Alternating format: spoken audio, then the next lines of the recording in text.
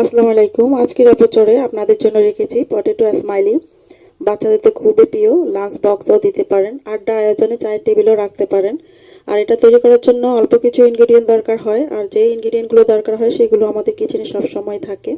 আর ভিডিওটি ভালো লাগলে লাইক করুন, আপনার পরিচিত মানুষদের সাথে শেয়ার করুন, আর আমার চ্যানেলটি সাবস্ক্রাইব করুন। এখন প্রথমে পটেটো স্মাইলি বানানোর জন্য আমাদের যা কিছু লাগবে তা দেখিয়ে দিচ্ছি। আলু নিয়েছে 3টি, আর এখানে আমি গোলমরিচ, লাল মরিচ গুঁড়া হাফ চা চামচ নিয়েছি, লাগবে লবণ, 2 টেবিল চামচ নিয়েছি কর্নফ্লাওয়ার, ব্রেড ক্রাম নিয়েছি হাফ কাপ। পটেটোগুলোকে হাত কিংবা ম্যাশারের সাহায্যে ম্যাশ করে নিতে পারেন, তবে ভালো করে ম্যাশ করে নিতে হবে যাতে কোনো গুটি গুটি যেন না থাকে।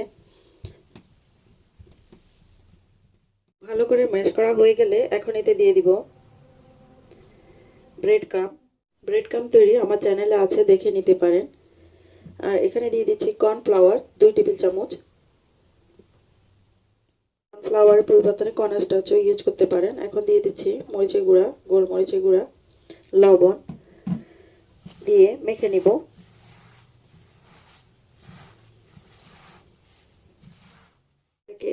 ডো তৈরি করে নিয়েছি, আমি কিছু অংশ নিয়ে নিয়েছি, এটাকে বেলে নিব। এখন এটার জন্য মসৃণ করার জন্য আমি এখানে একটা পলিথিন জিপলক ব্যাগে নিয়ে বেলে নিব যাতে সুন্দর করে মসৃণ হয় দুনো পাশ।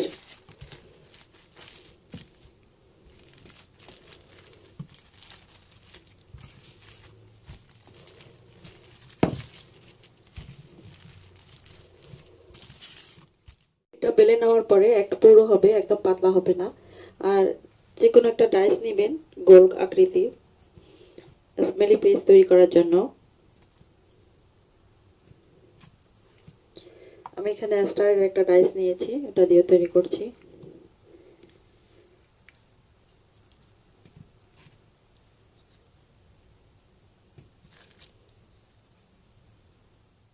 আমি একটা স্টার নিয়েছি, স্টার দিয়ে চোখগুলো তৈরি করে নিচ্ছি।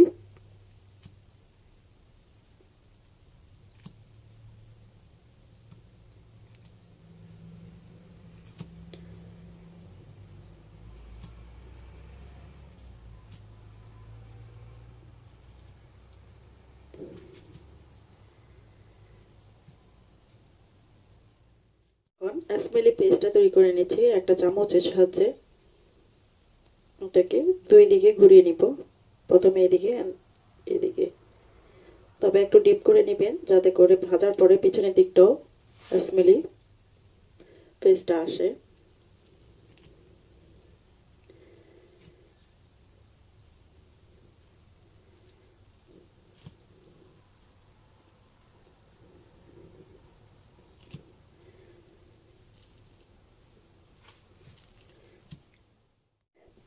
বানিয়ে নিয়েছি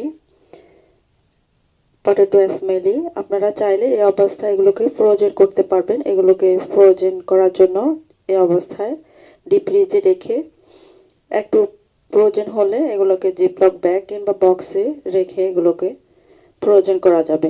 তো আমি এগুলোকে এখন তেলে ভেজে নিব। এটাকে গরম করে নিয়ে এখন দিয়ে দিচ্ছি দিয়ে দিচ্ছি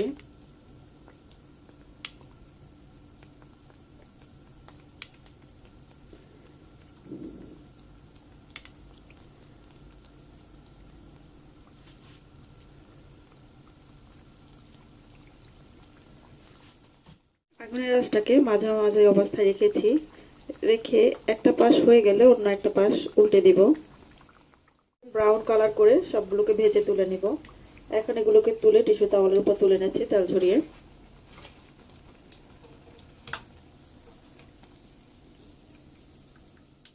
এভাবে করে সবগুলোকে ভেজে তুলে নিব। করে নিয়েছি, আপনারা তৈরি করে দেখুন, অবশ্যই ভালো লাগবে। কোনো কিছু জানার থাকলে কমেন্ট করতে পারেন। আবারও অন্য কোনো রেসিপিতে কথা হবে। সবাই ভালো থাকুন। আল্লাহ হাফেজ।